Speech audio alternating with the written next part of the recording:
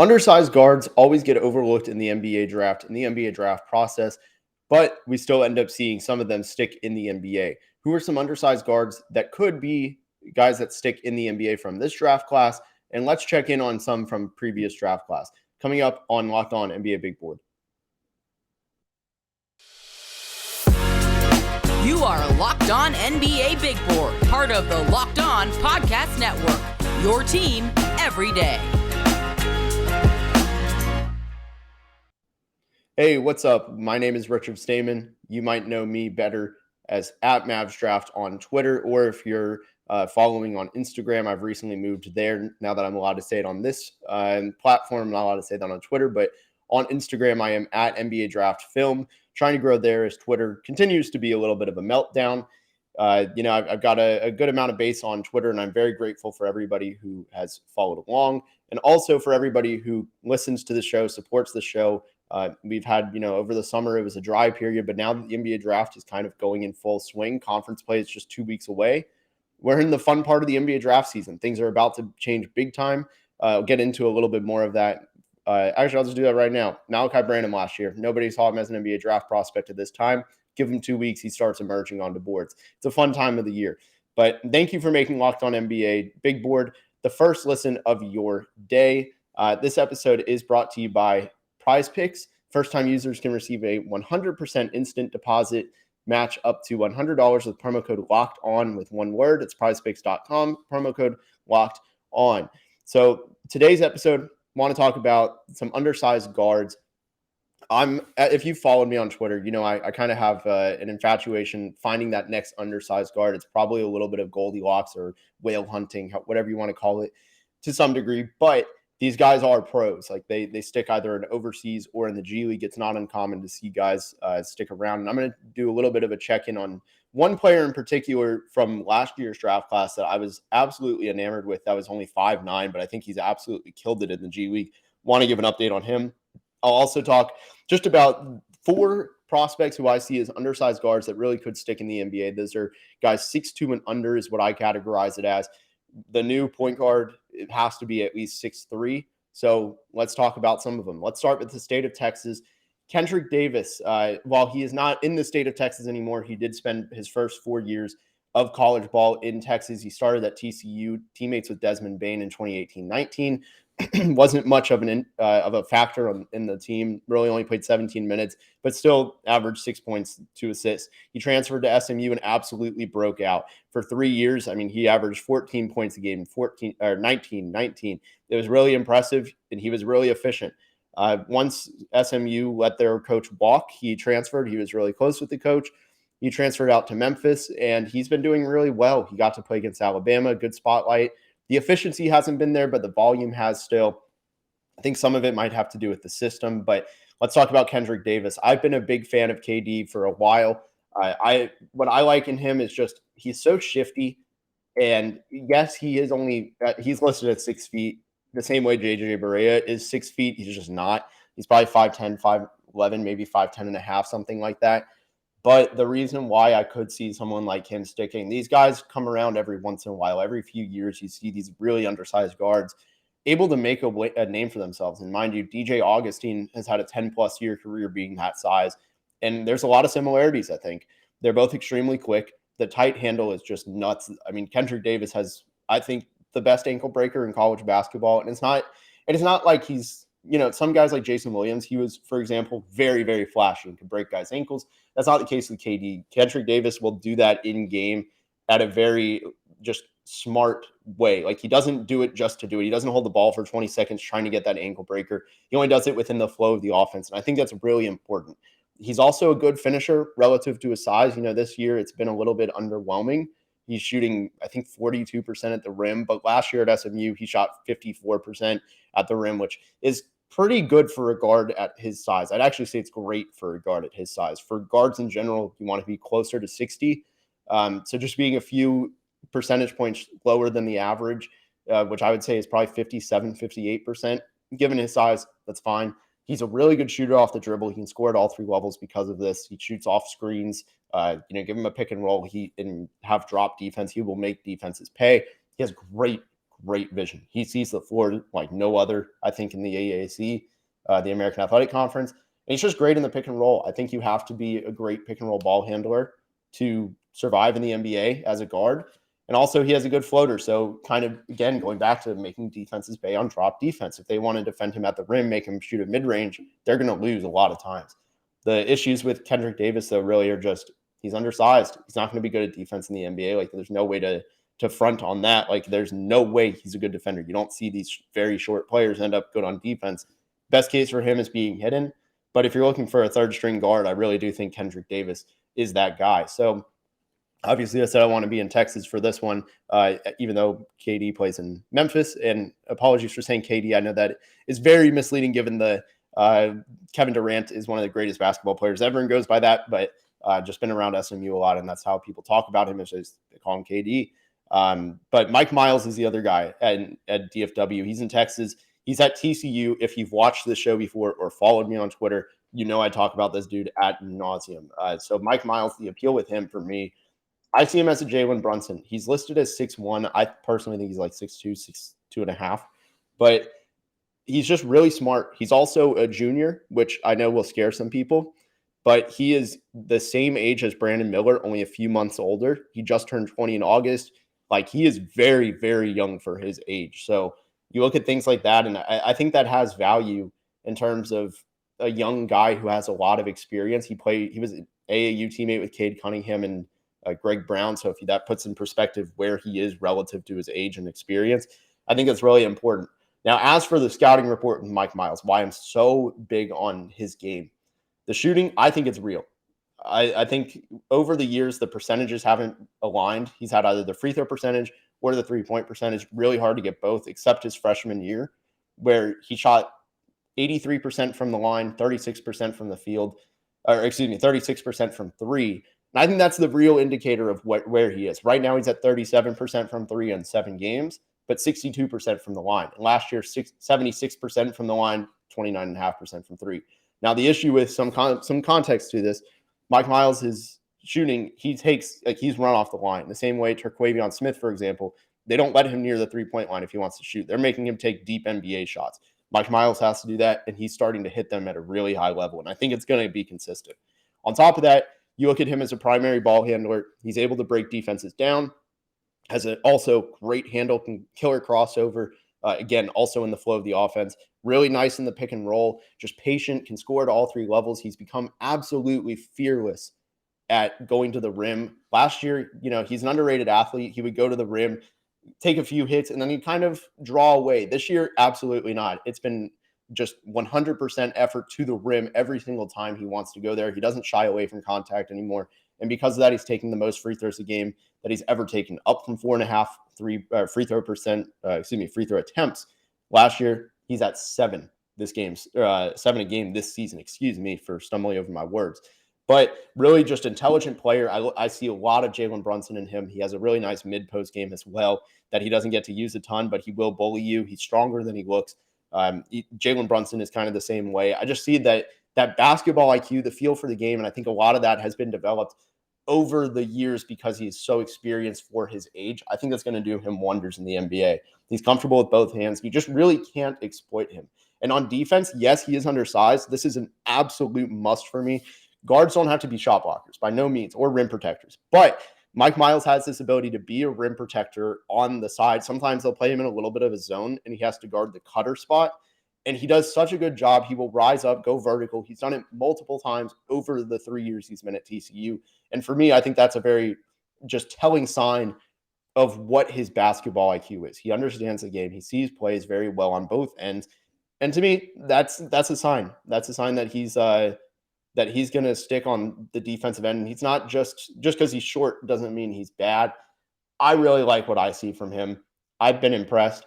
But let's talk about Jalen House and Eric Gaines as mid-major undersized guards. But first, let me tell you about Prize Picks.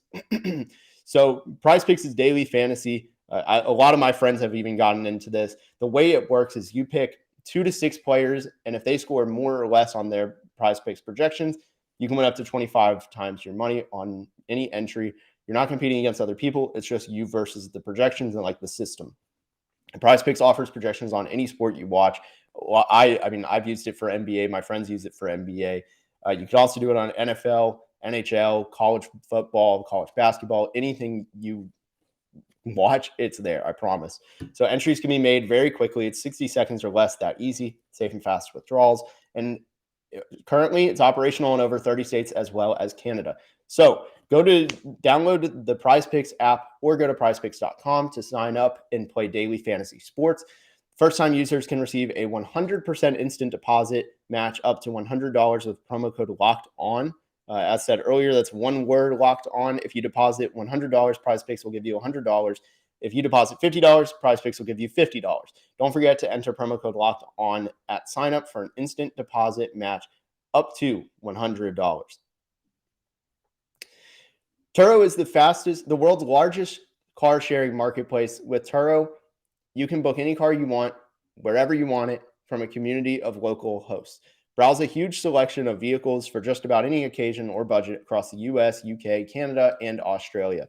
You can book a spacious SUV or minivan for a family road trip. You can get a classic or luxury car for a special event, birthday, holiday, whatever it is. You can find affordable economy cars if you're on a budget and just need to get from point A to point B.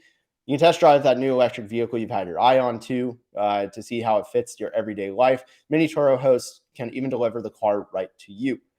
So every trip is backed by liability insurance. Terms, conditions, and exclusions may apply. Forget boring rental cars and find your drive at Turo.com. So back to Unlocked On NBA Big Board. Going to talk about some other guys. These are now in the mid-major category for the undersized guards. So if you watched our hot takes, this is a very obscure reference, but we had a hot takes episode probably in February, I think, of this year, where we were saying, hey, like, who's somebody that you have in your top 30 that most people or nobody does? And for me, it was Eric Gaines. I thought I was probably a little bit too high on him at the time. I'll admit that. But I was really impressed with what he was doing at LSU. I think he has the best hands in college basketball. He is 6'2", 155. So the man is skinny. He is skin and bones. Like not like Bones Highland, but he is skin and bones. But he sure uses that to his strength. He has ridiculously long arms, which I'm sure kind of plays into the weight. He averages 2 steals a game, roughly. Did that at LSU as well. He's been scoring. He has incredible handles. He's a great athlete and can create his own shot as well. The issue for Eric Gaines, I think, of becoming that NBA player is, can he become more efficient? Because he's shooting 44% from the field, which is fine, but only 35% from 3 and 69% from the line. So he's got to improve those categories to really take a jump. I'd like to see him, in theory, just become a more 3-level scorer, especially at UAB now that conference play is coming up. Like the Conference USA is actually not bad, but he should be able to rake some of those stats up and really improve. I want to see the field goal percentage only improve from here. That's going to be a telltale sign. He still has 2 more years of eligibility because of the COVID rule. So he's a junior, but technically has 2 years left. I'm interested to see what his path is, because you look at somebody who's going to generate steals, going to be able to shoot, going to pass. I'm interested to see, and I'll talk about him coming up in the next segment, but there's a player who has a lot of similar traits, and he's been dominating in the G League in a lot of regards. So we'll see what happens with Eric Gaines. I think if you want to see one of the most fun teams in the country that's not a blue blood or anything like that, or a top 5 team, UAB is the way to go. Him and Jelly Walker are just phenomenal. I fully expect them to dominate the Conference USA, and they're a very safe bet, I would say, for a mid-major. If you want to pick that one mid-major to make the Sweet 16, it's them. Like, they're far and away, I think, the best one. And I'm not talking like Mountain West, because Mountain West has been great. They're not a true mid-major to me. I'm talking like teams that only get one bid every year. Like Conference USA is going to have UAB as their front runner for the year. Now, going to the Mountain West, there's another player who I also really like, and that is Jalen House. Another guy who, if you've been following me on Twitter, I really like this guy. He's 6'1", son of Eddie House and also cousin of Daniel House. But he, moving on from that, it's not that relevant. He's 6'1" and an unreal athlete. I was watching him when he was at SMU, and just the pregame dunks he was doing, like, he's almost my size. Like, he's only a couple inches taller than me, and I was just blown away watching him because I knew about him. I didn't know about his athleticism in the open floor. And he was doing windmills, he was doing 360s, like no effort. And to me, that was really impressive. Kind of shows just that athleticism and how he can use it in game. He does it really well because he's also very quick. He thrives in quick offense. He can turn the Jets on. He can go 0 to 100 real quick and just make the offense go fast. He can play in fast and slow offense. He's good in the pick and roll. He has supremely long arms, which will help him. You have to have long arms, especially if you're that size at 6'1". He has a quick change of direction. His first step is quick. He plays 100% effort all the time. He sees the floor well. That sounds like a pretty modern guard to me. Now, the downsides, I don't know what his shooting is going to be like. He has a really awkward shot. His footwork is kind of weird, and it's been inconsistent year to year on three-point percentage. The free throw percentage has been good with volume. I'm not really going to count when he took only 13 free throws and made 9 of them as a sophomore at Arizona State. But since he's gone to New Mexico, last year he shot 89% from free throws in 31 games, and that was on 5 attempts a game. So that's real sample size. This year, through 11 games, 6 attempts per game, 84%. So that seems really real. Like the touch is there. The problem is he has a kind of low release, and also his footwork is kind of awkward. It's not necessarily bad. It just looks a little bit uncomfortable, and I don't know how quick he can get shots up over defenses. So for me, that he kind of, I don't know how to describe it without even showing you, and I'm not just going to fully stand up and angle my camera down to my feet. Nobody wants to see that. But like he just bends his knee way closer into his right knee into his left knee. It's kind of awkward. And he also needs to reduce some turnovers. He's gotten better about that, I think, as the season's gone on. But also he's undersized. Like that's going to be the thing that does it hold him back. I don't know. But I think at the minimum, with the flair he plays with, the controlled speed he plays with, and just the ability to be a 3-level scorer that can facilitate the offense, I think he's at minimum bound to be a G Leaguer. And once you get to the G League, I think a lot of people forget this. The G League is really good. It's a top 5 league in the world, like at least. And once you get there, anything goes. We saw last year, obviously it was a little bit of a fluke with COVID. So many G Leaguers got called up, and that's massive. I think once you get there, anything can happen. It's not a knock. Like I say a lot of times, hey, this guy's going to Europe, this guy's going to the G League, but it's not the end of the road. Like I'm not saying, all right, he tops out there. There are plenty of guys that I think start in the G League, and that's fine. Like once they get there, anything goes. At that point, it's all up to them and how hard they work, what opportunities they put themselves in position for. Who knows? One other guy I do want to shout out, though, while we're here talking about undersized guards before I go on to the pros, is Adante Holloman at UT Rio Grande. I got to see him last year, so just be a quick shout out, but I got to see him last year at a camp. He wasn't on my radar right away, but he stood out there. His shot is so beautiful. He's one of these other undersized guards. He's at UT Rio Grande Valley. He's averaging 6 points a game, shooting 41% from 3, 2.5 assists per game as well. While that doesn't stand out and he's not a draft prospect at the moment for this draft class, I do think he is somebody who you could see in a couple of years transfer up and make a dent in college basketball and get that NBA, whether it's G League, whatever it is, opportunity, because he is really working hard and he's got just good skill for his size, also great handles, and just sees the floor while moving quick. Some stuff to watch. He's just a name that I've always had my eye on this year, and I haven't seen anybody mention him. Just wanted to give him a shout out as an under the radar kind of guy. But also want to talk about some of the G League successes that we've seen, and just one in particular. And I'll talk about that in just a moment. But let me tell you about ExpressVPN. So we all know how ExpressVPN protects your privacy and security online, right? But here's something you might not know. You can also use ExpressVPN to unlock movies and shows that are only available in other countries. Maybe you've run out of stuff to watch on Netflix. This will change your world.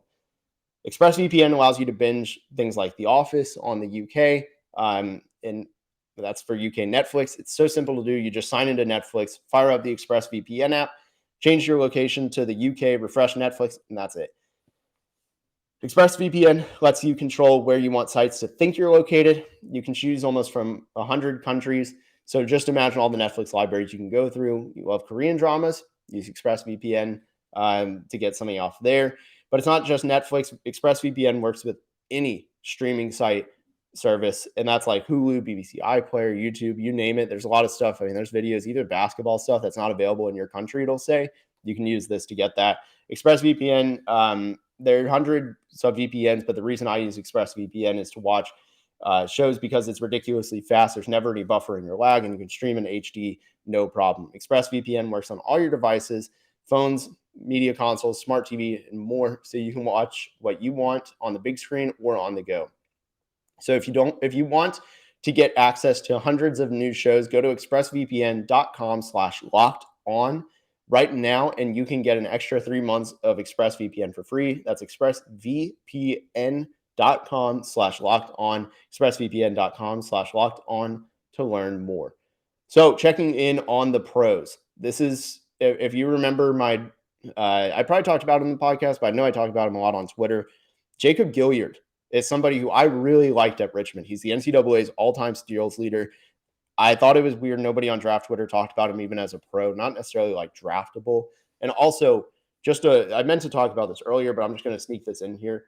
Getting drafted as an undersized guard is very, very rare. Most of these players all of these players I've listed are all upperclassmen right now.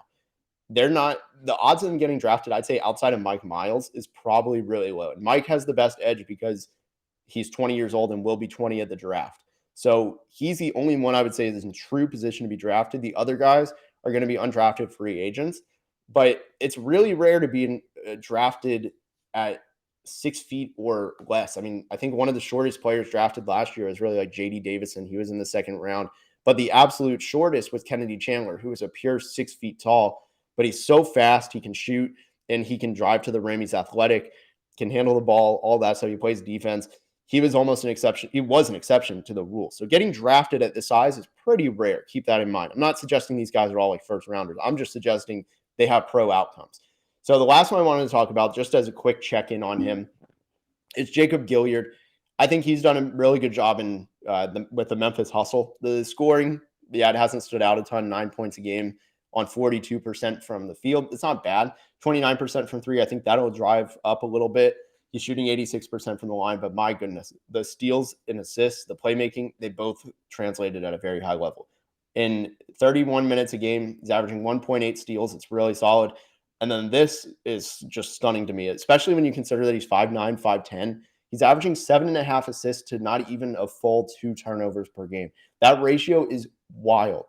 So I think there's still an outcome where he ends up in the pros. Once he gets his scoring uptick up, I think he's going to see some big numbers. And also, this week is a big week for the G League Showcase. I think that's the name of it. But a lot of execs are going to be out there from NBA teams. They're mostly going to be looking for the G League Ignite to do some draft scouting. But they're also going to be looking at some of these guys in the NBA G League system that have been standing out and how they could maybe make an impact. It's a little bit of check-in, see where they are in the progress that they wanted to see. And Jacob Gilyard, somebody who I think you could see him making that jump. I mean, over the last few games, he's been raking up assists. I'm pulling up these stats right now, but he had 11 assists on, Saturday. He had 9 assists the day before, 7 the game before, 13. Then he had 3, then 6, 11, 9, 11, 6, 8. It's just nuts. What he's been doing over the last month to the date, he's averaging almost 10 assists a game. And the turnovers are not very high. He's had 2 games with more than 1 turnover in that span. Or 3.